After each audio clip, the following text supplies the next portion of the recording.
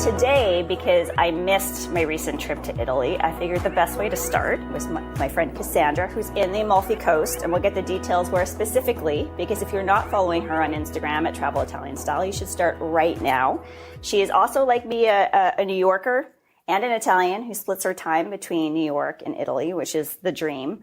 And, you know, especially as things reopen up, and Cassandra has a business with putting together private tours and so much more. She also has a great podcast, which I'll link in the notes at the end of this. It just seemed like a good time to learn what's happening in Italy with things opening up and getting healthier, which is fantastic. Making me a bit jealous as I'm sitting here in rainy London, and just checking in to reflect about, you know, her career and all the things that she's done through travel and how that's impacted her life. So welcome, Cassandra. Thank you so much for having me. Oh my goodness. Pleasure. You know, we were saying at the beginning of this, when I was relaunching the podcast, I'm like, I have to talk to Cassandra again because we did this, oh my gosh, like 3 years ago. And I just feel like you're a wealth of knowledge, and I find your life so interesting. And I was trying to remember who introduced us in the first place years ago in New York. I just remember us having a conversation at that cafe in Nolita and just having a lot in common, and kind of at the start or the preface of so many things you were building. And now here you are, you know, doing so well years later. So really congratulations to you. Thank you. And wow, time really flies. I was trying to think as well, maybe it was like a travel massive event or something that connected us. But yeah, I was appreciative then, and I'm more appreciative now to connect again with you and talk about all things travel in Italy. Oh, and of course you're sitting here with a nice glow. And like I said, I'm the shade of a ghost right now here looking at rain. It was lovely last week. We had our mini heat wave and now rain. But I'm mentally in the Amalfi Coast. I was literally looking at reels and your Instagram this morning. So I'm very inspired. Tell me where you are right now. So right now I am in Sorrento. So I typically spend my time in Atrani in English, which is the small fishing village, one of the smallest fishing villages of all of Italy, next to the town of Amalfi. But this year with the pandemic, and because I wanted to explore more of the Sorrento Peninsula, I am based in the city center of Sorrento. So still in the Amalfi Coast area, but, you know, a little bit closer to Capri and Naples, so no complaints. Oh my gosh. Yeah, it's beautiful, and it's very warm and sunny. So. I'm already, my jealousy scale went way past 10 just in mentioning those names. And, you know, I was saying at the beginning of this, your podcast is enormously helpful because I realized it had been so long since I'd been to Italy that I was re-listening to some of your episodes, and one on transportation, which of course is a huge factor in Italy. And obviously we've all had an insane last year. So obviously you're well. I'm very happy to see you here today. And I'm just wondering how it feels there on the ground right now, because I know you really just came over a few months ago from New York. So how things are looking on the coast, because it's obviously a huge destination, both for Americans and other Europeans. Yeah, and speaking of transportation, that's the main reason I'm in Sorrento, because it was a little bit more consistent here, because we have a local train called the Circumsuviana, and then all the ferries. And with the pandemic, I wasn't sure, you know, if things would be running consistently. Like they just, you know, to kind of segue into your question, they just started running the boats from Sorrento to Positano and Amalfi last week. Oh, wow. I mean, yeah, we usually start in April. So, I mean, I was here in 2020 and in Atrani, and it felt sort of normal because I arrived at a time when they had opened up to Europeans and there were no mask mandates anymore. And then after a few months, right after the summer, they locked down again. And I stayed until December, but I remember thinking when I was booking this trip to come back, like, geez, those last months of lockdown, which I'm sure you can relate to, were a little tough. So when I got here, you know, I said, I got to get there. Got here, came here with an open mind. And, you know, I have to say, it's a lot quieter than last year already, which is very surprising. But I think it's the uncertainty and the inconsistency, I would say in June. So now with July starting, things seem to be moving. They lifted you do not need to do a COVID tested flight from the US anymore if you have a vaccine, which you know. And, all of Italy, except the region of Campania where I am, has lifted the mask mandate. So here on the Amalfi Coast, you still have to wear your mask. But the curfew is lifted. So you can stay out till whenever, and indoor and outdoor dining is open as normal. So it's starting to feel, it's starting to feel good again. And like I said, the ferry started running. Things are very busy on the weekends, but they are quiet on the weekdays. So it must feel so strange too, because obviously you were in New York for a lot of the last year, which I was watching friends and everybody posting online, and you gotta love New York's ingenuity with all their outdoor building of outdoor restaurants or outdoor dining. I saw photos of people in the snow. So you went through all that, and of course New York State and California just reopened as you've been over to California. So fingers crossed, great things ahead. And it's interesting because in terms of slower things opening up, being cautiously optimistic. Every time I open my Instagram right now, and I feel like this is a great torture because, again, I had like grand plans in my head. I feel like every celebrity in the planet has like left the U.S. and is now in Italy or Greece.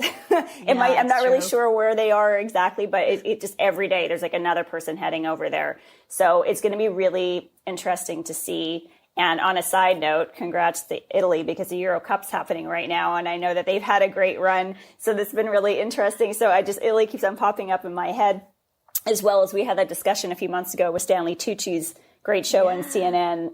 What was it? What was the name of that show again? Searching for Italy. Searching for Italy, eating across Italy. And as they say, I love Stanley Tucci. God knows I've loved him making his cocktails on Instagram all year. But I cannot wait to see more women hosting.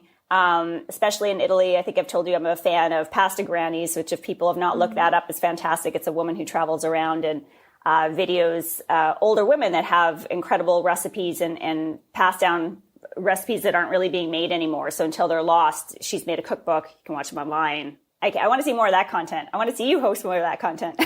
Yeah, well, I have to say I have a client that tags Stanley Tucci maybe every day and was like, you should meet my friend Cassandra.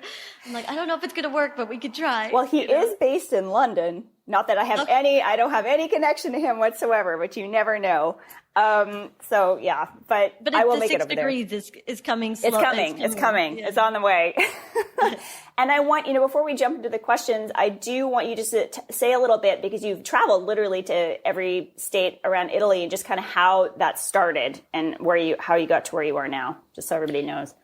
Yeah, so I didn't plan to visit every region in Italy. It was sort of an accident. The quick recap is I started my company due to the loss of my Sicilian father. He passed away at a very early age, and inspired me to start traveling Italy and to eventually open this company.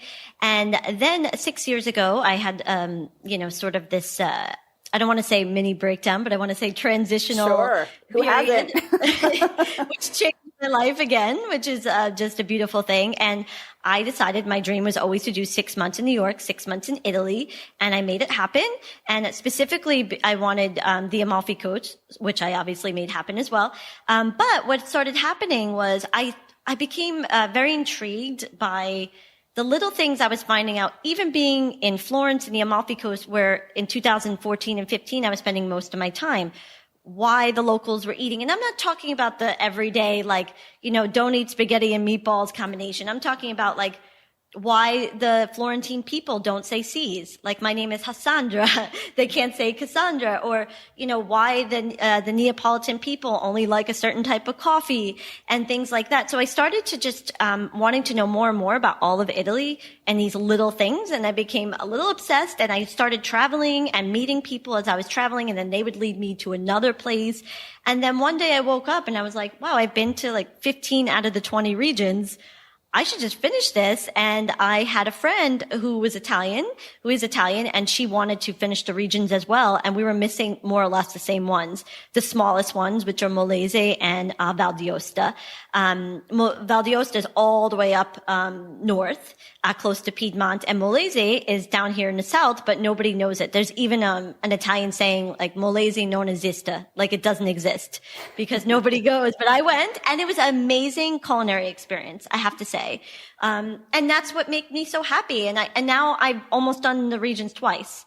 All of them. I'm almost on my second round. And I've been to a lot of them. I've lived in many of these places. I don't, except for Val d'Aosta and Molise, I don't typically go for, an hour and then leave. I go and I try to stay there for a few weeks or a month, or go back several times a year, like Milan, for example, was an area that a lot of people said, oh, it's very touristy. And I said, you know what, I'm going to find the local life. And I did. And I found out they have an amazing countryside. They are part of the slow travel movement, slow food movement.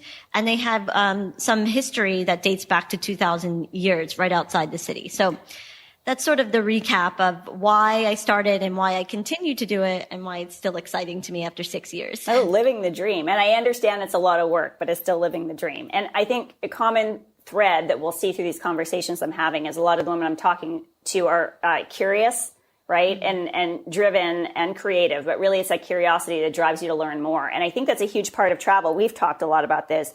I've dipped in and out of the travel industry. You've worked across different spectrums, but certainly now in travel, is that people really want to connect with like the authentic culture of a place and the community of a place rather than just coming in and saying I was here and leaving. There's so many more things to explore, and I hope it's something that more and more people do. And I think people like you, and again, everybody should follow Cassandra on Instagram. You're really telling stories. You're like, it's not just a post and a one-liner. You're talking about what's happening in the area. And so I really appreciate that because I'm always reading up on stuff. And oftentimes when you mention stuff, I'll jump to the side and start Googling and looking it up to learn more. And it's funny because what was playing on TV the other day? Eat, Pray, Love. Now, obviously there's a year in Italy. And they always use that phrase. And what is it again? It's something about the sweet life or the dolce fa niente. That's it. So do people really use that, or is that just something they like to squeeze in the movie? I mean, all those sayings, la vita è bella, la dolce fa niente, they are typical sayings. But you know what's funny about Italian phrases like that? I don't think they need to say it because it's just assumed. Yes. They're just living the life. Exactly. So with that, obviously, I have this list of questions, and the questions will be asked of everybody, but it's really an opportunity to reflect on like how travel or explorations or your own adventures and culture and lessons that have come through have affected your life and your work. So the first thing I always like to ask people is, what is the first trip you remember taking as both a kid and as an adult? So as a kid, my family was big on cruises. Because my dad had a fear of travel, believe it or not, and that's another reason why I traveled to Italy for him.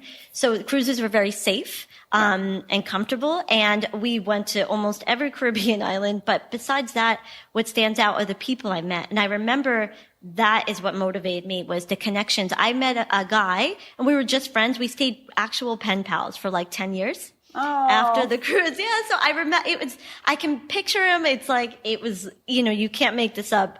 The adventures that you had even on a cruise as a kid. And then as an adult, I would say, my first European trip was to Florence in 2006. And, that's when I did an internship with the tourism company.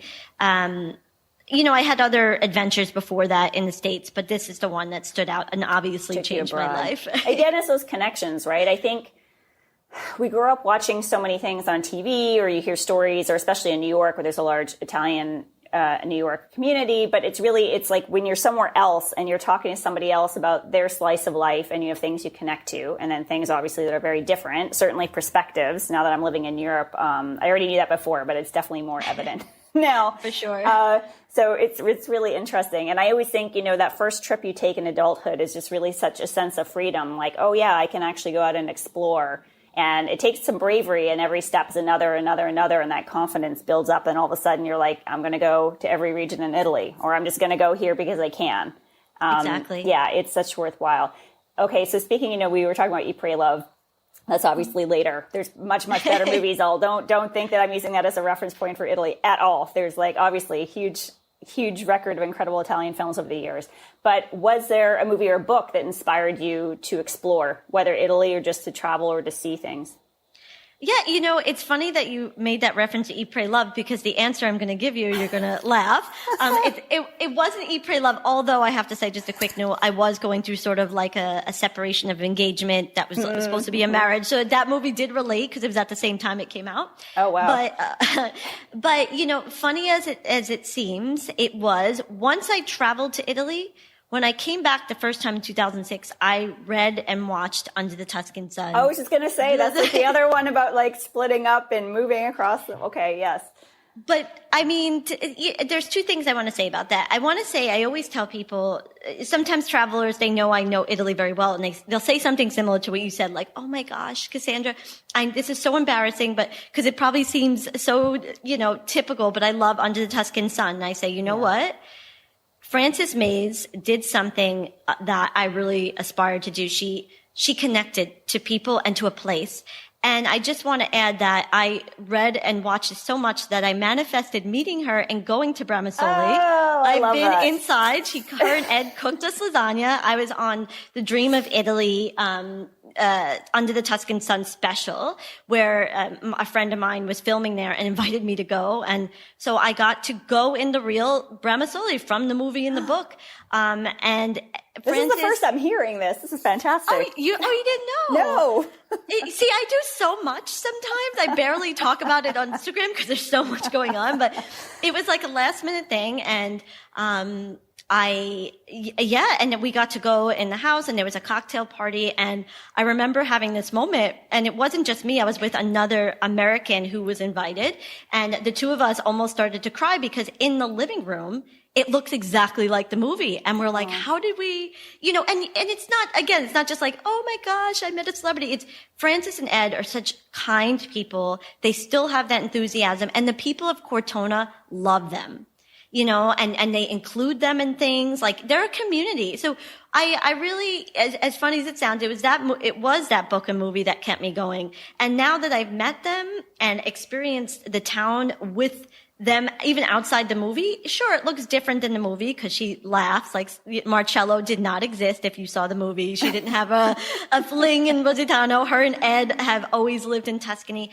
But it's the beautiful way that even after 20 years, because this year or last year was the anniversary, they continue to live their dream and aspire to help more people in their writing and in her writing, I should say, and in the community. So it's I was going to say, at the risk of sounding a little Oprah, it was a full circle moment. And I think sometimes when you come through that, then you feel like then you're moving on to the next step, right? Because so much happened, you're reflecting in that moment, you're moving forward. And I also think it's a good reminder, like, I've lived now in 5 cities, 3 countries. And I think people forget, like, you can change things. If you feel that you're not connected to a place or something, there's really nothing holding you back. And I know for some people that can feel scary. And obviously there's other logistics and financials. I'm not being silly about that, but there's so many opportunities. It's a big world. There's a lot of different things you can do. And once you start going down the rabbit hole and really reading about these people, which is why her book resonated with so many people, you're like, oh, somebody did this. I can do this too. Exactly. It doesn't have to look the same, but it's certainly an option. And I like that movie adaptation as well. Yeah, absolutely. So, on the heels of like a book or a movie then, is there a particular album you associate with a special trip or place? I always have the same answer in my head, but I'm curious for you. Oh gosh. As far as music, you're assuming. Okay. Yeah, like was there, so for some people it could be like a song, it could be like an album, something you heard when you're traveling or something. It's just like it resonates, it reminds you of a trip or a place. Yeah, there's 2. And the first one is going to be just the memory. Pavarotti was like Pavarotti, I should say in my Italian accent, was very important in our household as a kid. So I got to go to his hometown of Modena, and it was just a full circle moment for me. So I always, now whenever I hear it, like Bocelli and Pavarotti, it's something that sticks with me. But really, I would say the album or the artist is Coldplay. Interesting. Which album? Do you remember? I feel like it was not one particular album because I can listen to any, because over the years, it started in 2006, which was probably, I want to say, was the album The Scientist, or is that just one of the songs? Oh yeah, I think so. Is it? Oh my God, I'm going to have to look this up. Keep going. I'm going to Google as we say. Google it. So one of their original albums is the album I heard in 2006 in Florence. And anytime I hear those songs, I think of that period. But also I continued to listen as I continued to travel Italy over the years, and they kept coming out with new albums. So anytime I hear Coldplay, anywhere else I am in the world will bring me back right to Italy, which is a little strange, I guess. But now that I think about it, almost every year a new album came out when I was heading to my trip. Before I lived here. The album was A Rush of Blood to the Head from 2002. Just Okay. putting it out there. But yeah, I That's understand that. Well, that was like whenever I give my answer, I feel like I age myself. But I always have a particular memory. So get ready for this. It's Alanis Morissette's first album, Jagged Little Pill, because myself and Michelle, shout out Michelle, were doing the old age backpacking around Europe when we were like 19. And that album came out, and we had 2 cassettes, I think, with us on that trip, and that was one of them. And I think we just listened to it to death on our little Walkman. So yes, I just aged myself, but that was Yeah, let's say the Walkman. I was gonna say the CD player on my little comment, but I didn't. It could have been. It could have been. Maybe I'm just like further aging myself for the hell of it. I'm not even sure. And in terms of we're talking about, obviously Frances had influenced you from the book, which of course. Was there a historical woman who comes to mind as an inspiration for travel or exploring, or any current ones? That could be Frances. It could be other people. That's a great question. It's funny. I don't think I have one particular, I want to say influence or influencer at this point. I do think the life of Frances Mays was inspiring. But I like to take pieces of the different people I see in current day. A silly example is Chiara Ferragani. I don't know why I always say her name wrong. It's something with the G's and the F's and the R's for me. Every letter in Italian is difficult. But, she's a very well-known Italian influencer. Her original blog was The Blonde Salad. I remember that. Yep. Yeah, something, I still look it up now. It's The Blonde Salad or the something salad. And, she's a model and she's a fashion person. And it sounds so strange, but I watched her during the pandemic really grow and use her brand for the right ways. They raised money for Milan hospitals, for people that were in need. Her and her husband, is a singer, Fedez. They, contributed money.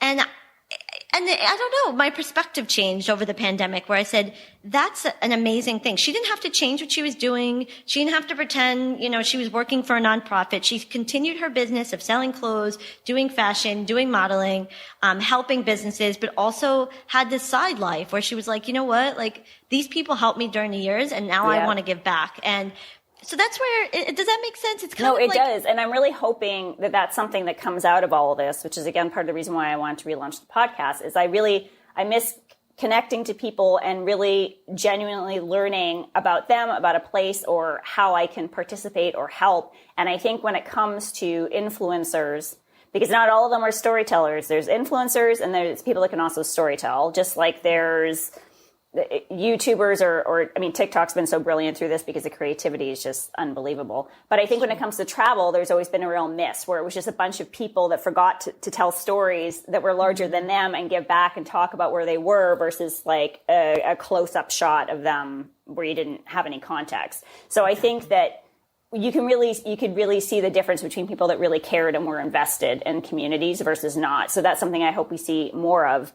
And it's funny because that's a great answer because I like learning about more people now and other women that we can support or connect. And I always tell people, if you like what they're doing too, send them a note. My whole thing is with journalists or writers or people that are kind of on their own, on their desk, and entrepreneurs trying to figure it out. Sometimes a well-timed, just, they don't have to reply, but just saying, shout out, I really like what you're doing or appreciate it, really goes a long way, right? Because we know how hard, not just this year, but just things in general, and especially women online get all kinds of weird spam. And so definitely like give them a shout out. And just on a side note, I know on Travel Oracles, I started building a section just based on both contemporary and historical women that were, maybe they're involved with travel, maybe they've made a big, well, I shouldn't say cultural impact because that's all women. Or other people that were explorers, because it's just been so downplayed through history. You kind of hear the same 10 recycled. So the more attention we can give to other people that are really have made huge contributions, continue to inspire, or are doing stuff now makes a big difference. And I feel like the young generation is getting that a lot.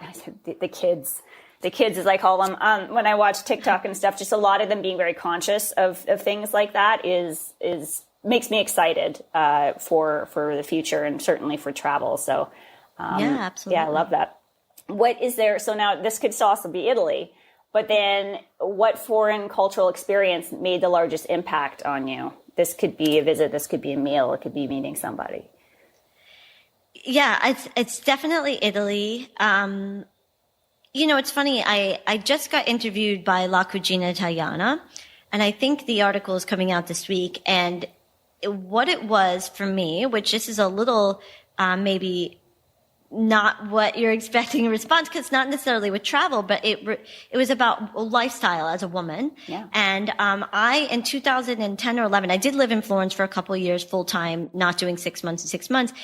And I had a mini eating disorder. And I say mini because I don't like to say I was struggling to the point where I was getting help, but I didn't know until I came to Italy that I had an eating disorder, in the sense that I was obsessed with juicing, working out a few times a day, not eating real foods. And it was my roommate who is Italian, and she is a architect, but was also a ballerina in the past. And one day she must have seen that I was eating strangely, especially to Italians, trying to find green juice.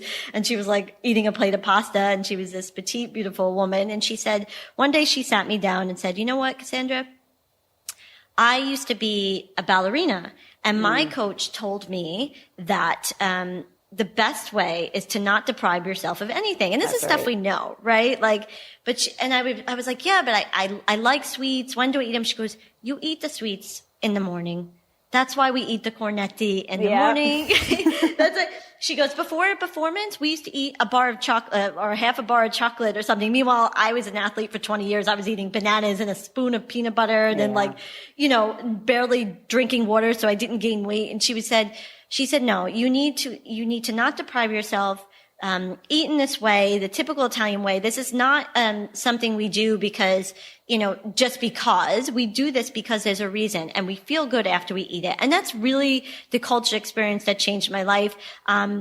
These are the kind of answers. This is what I want. This is what I'm saying. It's not just travel. It's really how culture or the conversation somewhere else has really impacted you. So that's huge. And don't you think a little bit to the food thing? It definitely comes from living in America. Like, it's ingrained in all of our media and images, and there's so much to debunk there. And I think when we go to other countries, they're looking like, what are you talking about, right? Exactly. No, and that's the thing. And that's why, as I mentioned, La Cucina Italiana reached out because the journalist Sarah was like, "You don't realize how many people struggle with this in the States." Right. Like, we got a lot of, and this kind of sums up that it's not a miracle cure. And I say that there as well. It's not a miracle cure where you wake up one day and it changes. After that conversation, it took me 5 years to change. Yeah. It really was coming back doing my 6 months and 6 months that I started to be like seeing, going from New York to Italy in the same year, going back and forth. I was like, I've never deprived, every single morning I have a cafe macchiato and a cornetto. Even this morning it was pistachio, if you're curious. And I have not gained weight. I'm in the best shape ever, but it's absolutely the stigma between, and I don't think it's like magazines or TV programs. Or maybe it could be. I just think it could be social media. It could just be, this is what's available to us in New York there's 20 juice shops on the same road. Right. Well, and also we don't have, being in Italy, you don't have all the same kind of preservatives shoved in a lot of the food you're eating. So that makes a huge difference, which curtails into then what is the best culinary experience you've had? So I mentioned it before. I've had so many. I'm really so lucky. But a few things that stick out is I mentioned before one of the smallest regions, Molise. And I want to bring this up. I don't even remember the name of the restaurant. It's in my notes somewhere. But I want to talk about it because it was the most unexpected. I thought I'm going to have to eat I don't know, I'm probably going to have steak. I was in the middle. Molise is like Tuscany with nothing around it. Oh, wow. So it's this beautiful rolling hills and farmland. And then we pull up to this little restaurant, so cliche, but it's a very true story. A friend of mine is also a travel planner and she has amazing tips. She's the one I finished the 20 regions with. And she said, "Cassie, you're going to love this place." And I was like, whatever. You walk in, it was the fall. There's a little fireplace, charming tables, amazing local wine. And it was just something simple, like a simple traditional pasta dish, a cheese plate, like a secondo that we split, and like the little antipasti. But everything was local. And the amazing part was it was probably a 4-course meal that we each paid maybe €40 or less for. Oh my God. And it's not about the price, but I do want to point that out because that's the beautiful thing about Italy. You can have these experiences without paying. I mean, there are amazing Michelin restaurants, and one I really love, and I'm just going to add it in there, and it's not far from me here in Sorrento. It's called Don Alfonso.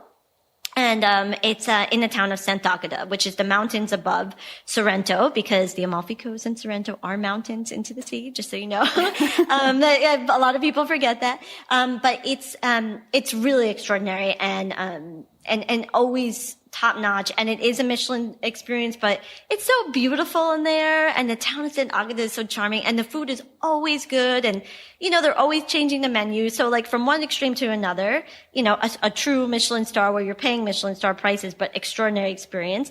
Anyway, but I can go on because there's so many beautiful places here on the sea. Listen, you sold me. You literally, this is the thing. We could talk about this all day, but then maybe in folding into showing up and being surprised, was there, and I'm not being negative about any place. This is not what I mean by this question, but was there a destination that pleasantly surprised you or excited you the most that you just weren't expecting that you've been?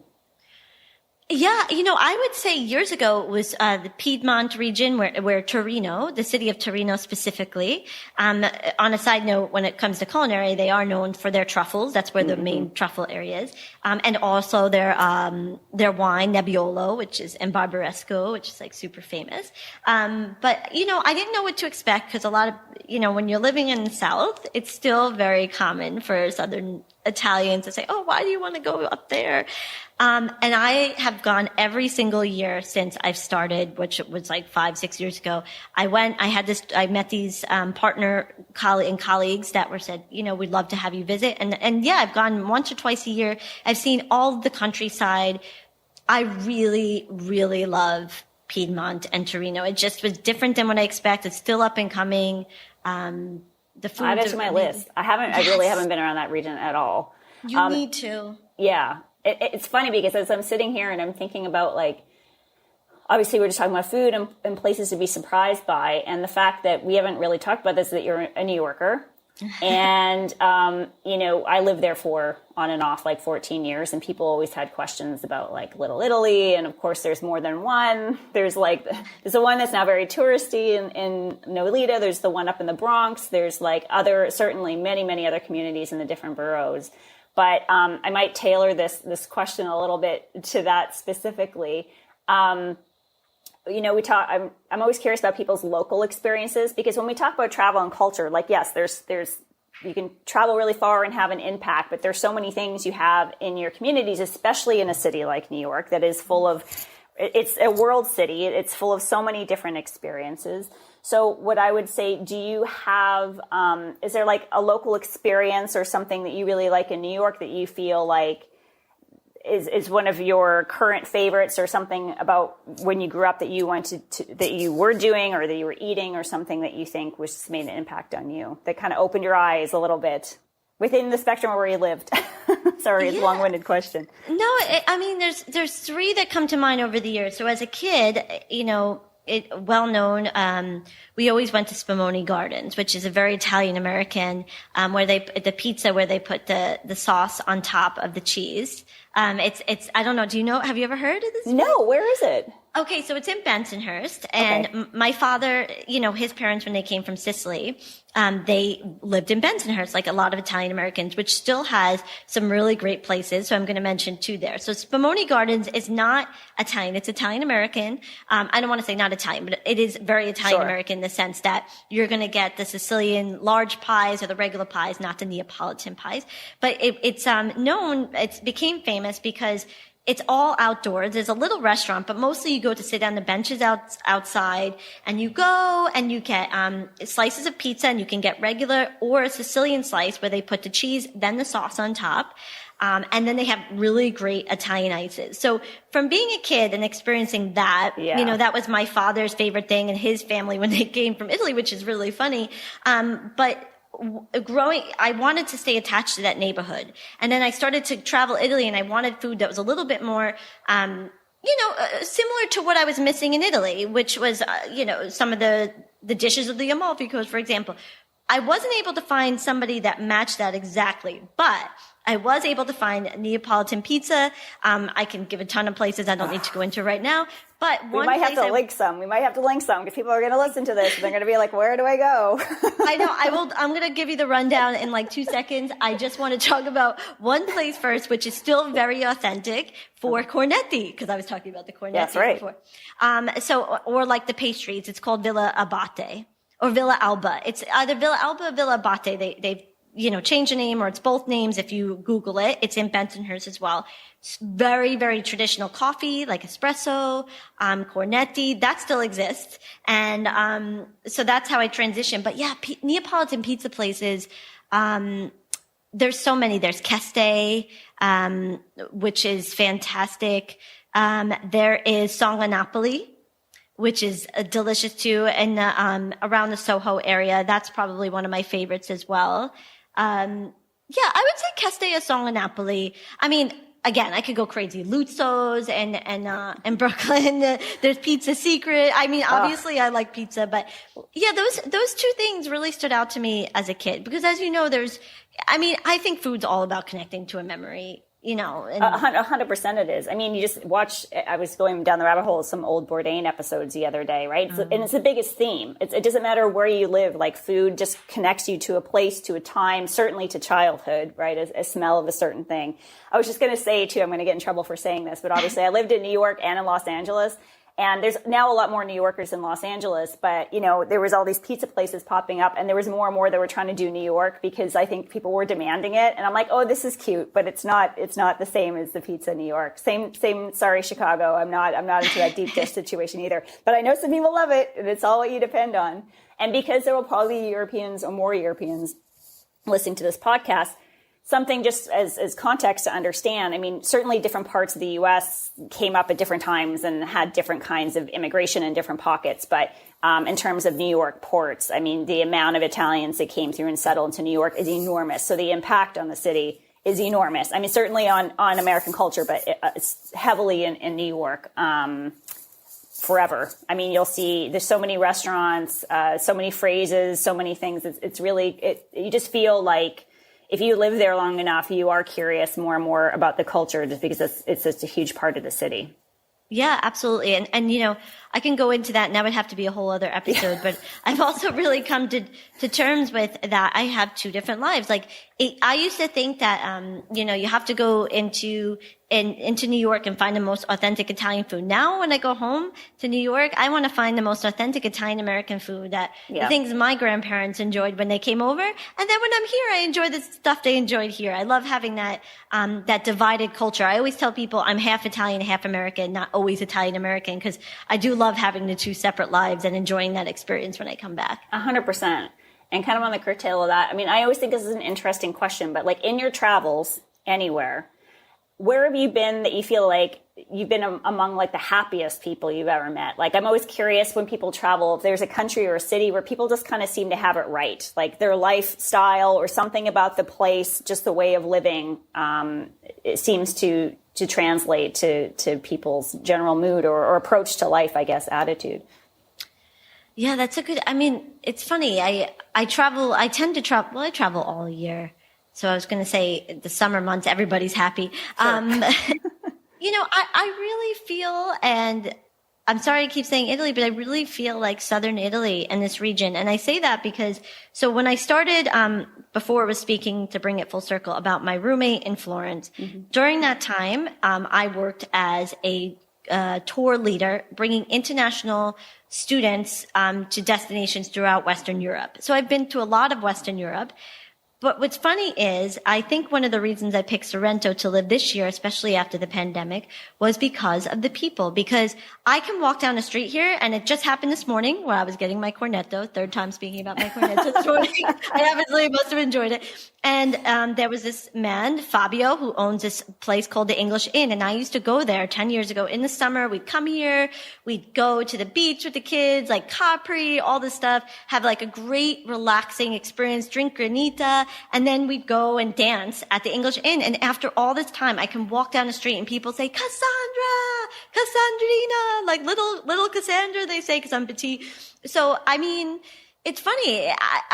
People are very like kind and happy here. I don't know if it's the sun or the lemons, but it's something that's stuck out to me, and that's why I think I wanted to live in Italy, and that's why I think I wanted to come back to these same places because of the people like that. So yeah, 100%. And it's funny. I hate to bring it back to New York, but like.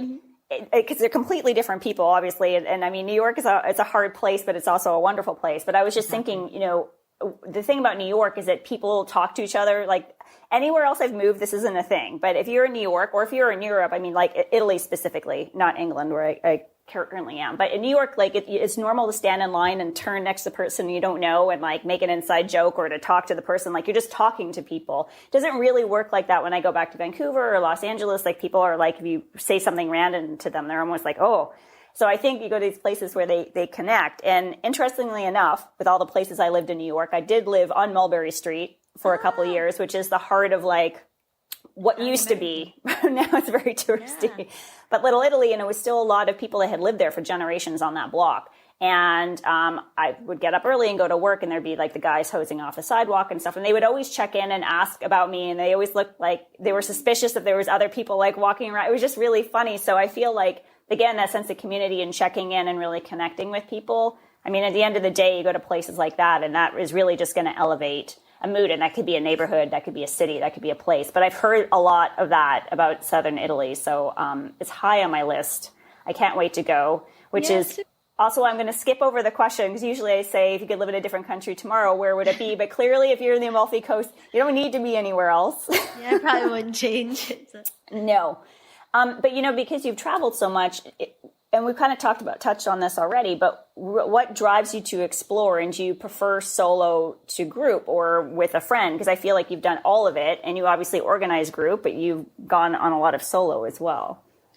Yeah, I like the mix. I like having friends to explore new places.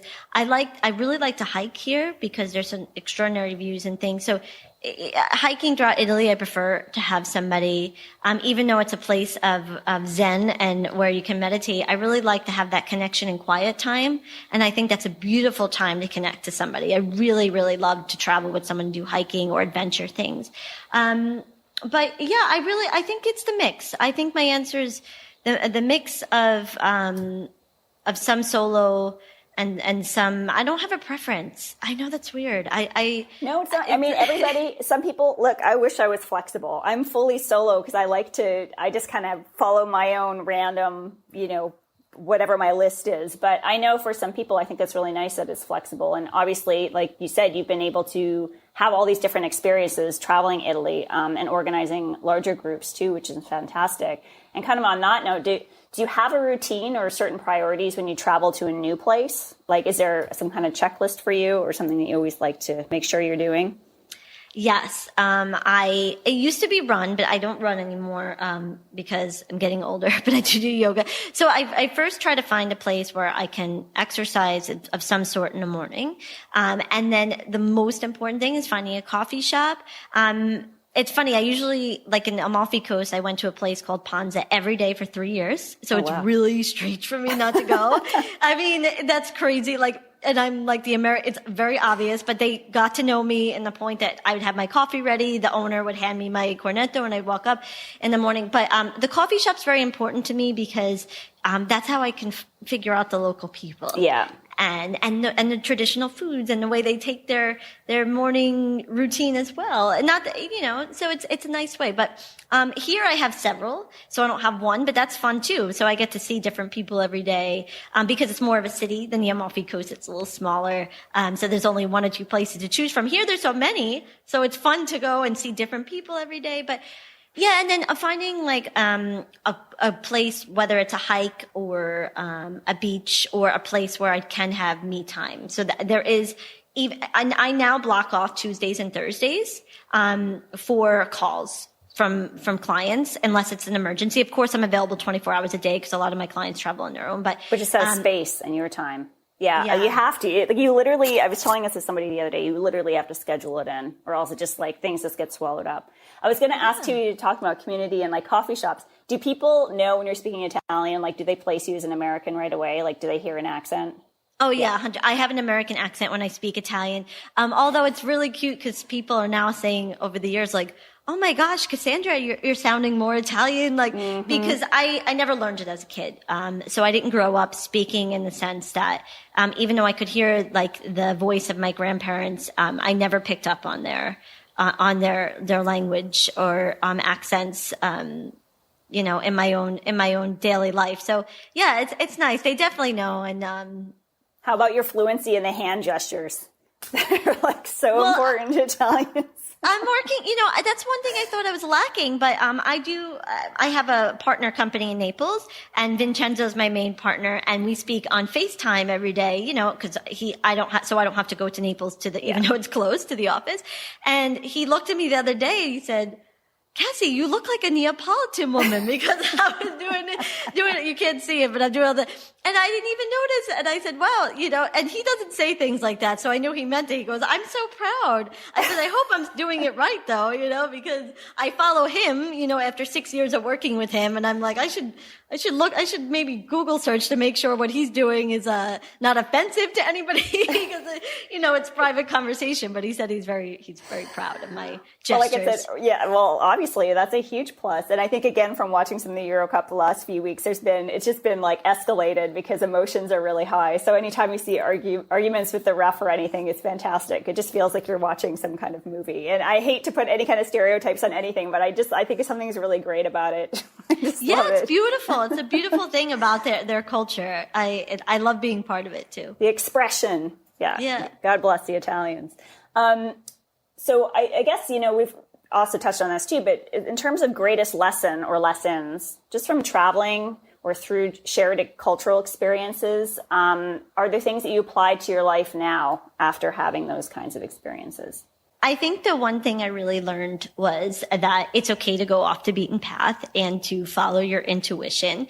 And when I say off the beaten path, I don't necessarily mean, because one thing that I found over the years is when people ask me about my life, they say, "Oh, are you living in like a rural village in the middle of Abruzzo?" Or like, "How are you so immersed? Why would you live in a touristic place?" And I said, off the beaten path can be anywhere in a city, right? Like, even if you're in the middle of Dubai, I'm sure you can find an amazing local experience and a beautiful conversation like I do here in Italy at a coffee shop.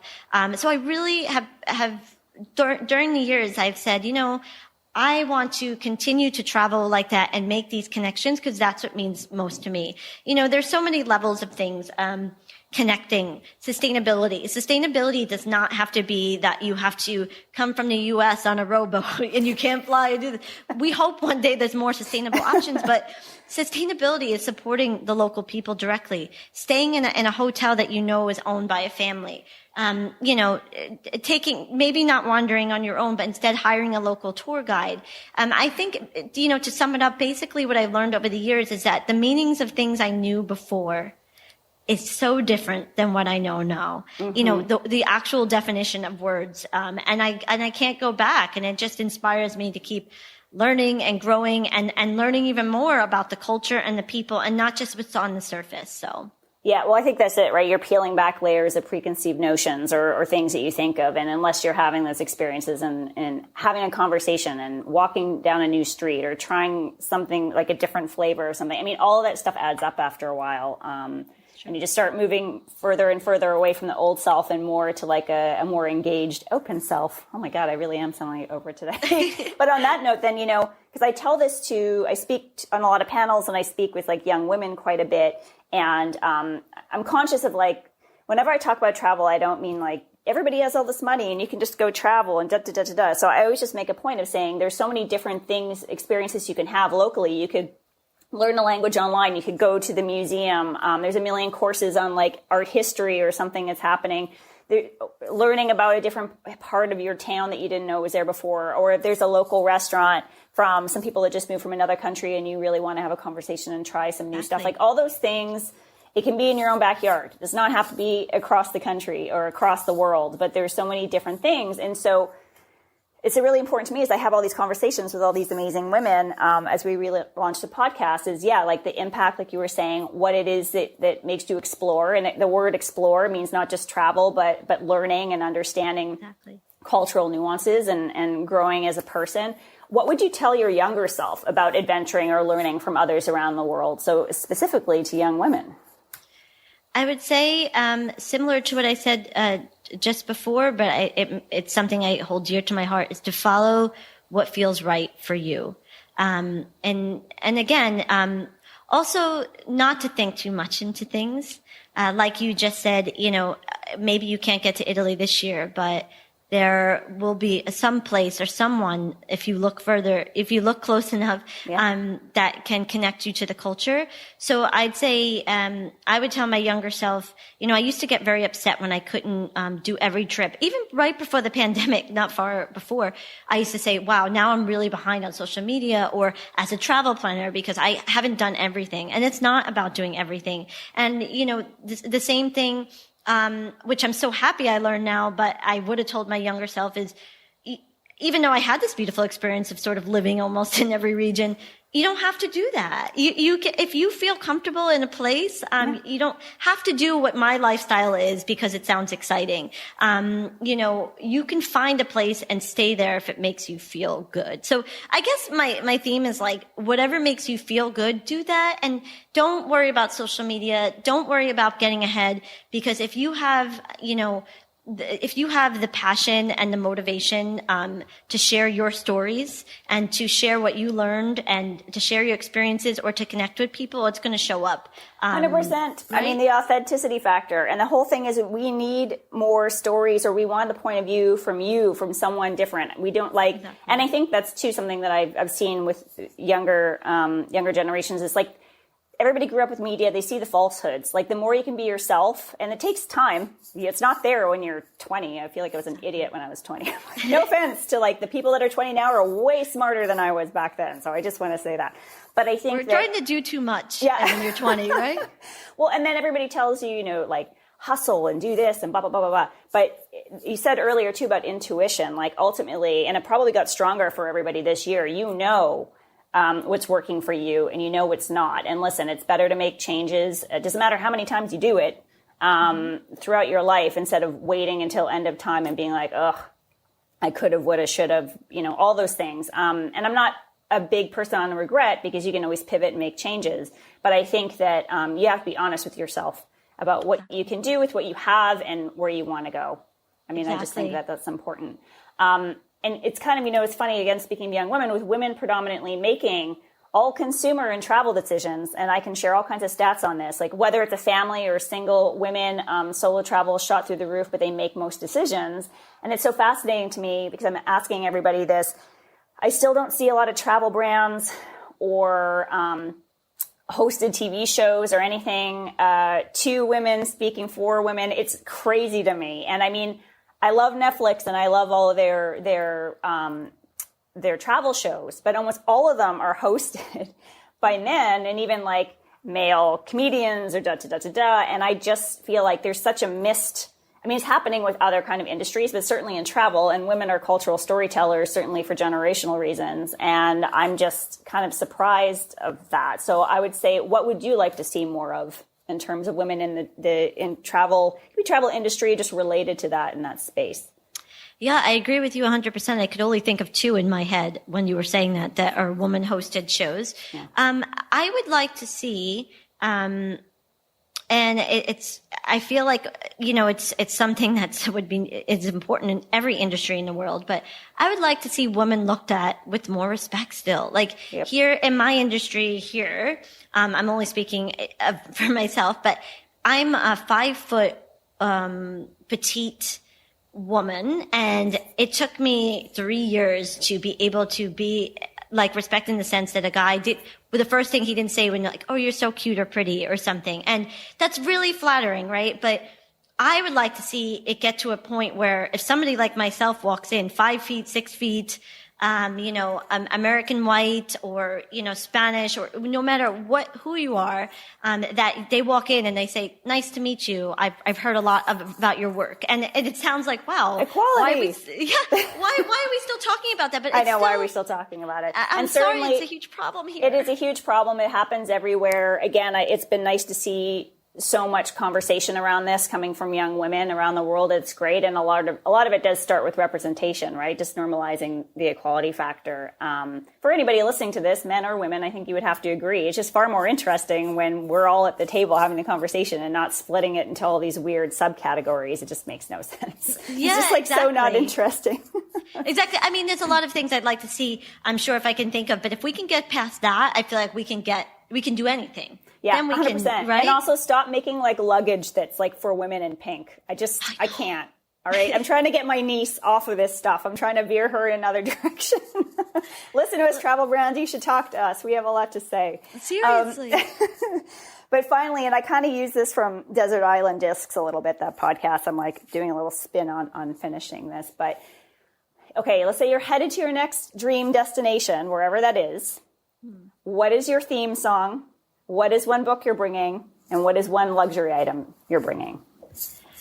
Oh, gosh. Okay. My theme song, I feel like it has to be something Coldplay. Because, you know, oh, you know what? I love right now, Sia, the Joy I Call Life. Oh, yeah. I'm really loving that song lately. It's so positive. Yeah, I think that would be my theme song. Wait, what was the second thing?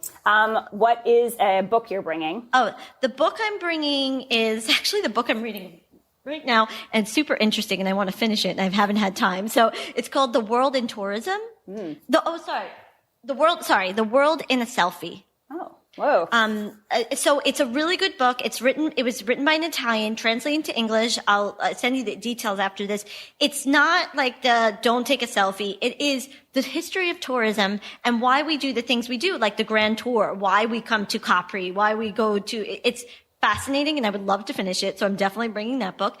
And one luxury item I'm bringing, oh gosh, I feel like there'd be a lot because I'm a simple person, but I do like, to have my nails done and things. So could I skip the luxury item and just say, make sure there's a spa at the place I'm going and spend every day at the spa? Because the first thing I did, it counts, right? Yeah. Listen, this is like purely made up. You can do whatever you want. So if you want like a pretend spa to follow you around, listen, after this past year, there's nothing wrong with that. And of course, the last thing I'll say about this is I really want everybody, but especially like women around the world to win on this reopening, women entrepreneurs to win on this reopening. And so a lot of people like yourself and people I'm speaking to have all come out of this kind of rethinking whether their current business or relaunching something else. And I think this is such a good time. And so we're going to list all kinds of things and how people can follow you and also how they can hire you. So that's what I would just say is in terms of a wrap up, if there's anything you want to say about your business so people know how they can find you, where they can book you, and for what, if it means something small or large or that kind of thing. Sure. So my website is travelitalianstyle.com. And on there, you'll find our custom travel planning services. This is a full service. We plan everything except a flight to and from the States or wherever you're coming from. But we will take care of all the logistics of your trip. The obvious things, tickets, ferries, trains, but also give you really great tips and suggestions and set up tours that are maybe a little bit unique than you thought.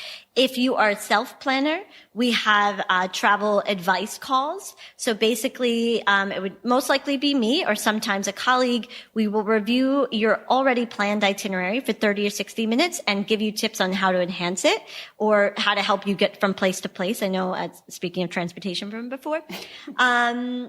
And all that information's on our website.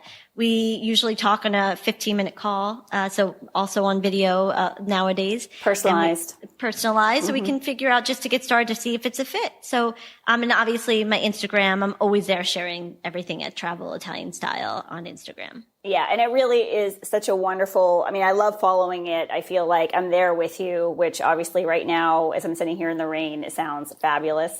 So thank you so much. Everybody go follow Cassandra. And I'm going to put you on the spot. Can you say something in Italian as a farewell? Sure. Ci vediamo in Italia. I'll see you in Italy. That's what we want to hear, right? It's the simplest thing, but most important. 100%. All right, everybody. Be well and have a great rest of your week. Ciao.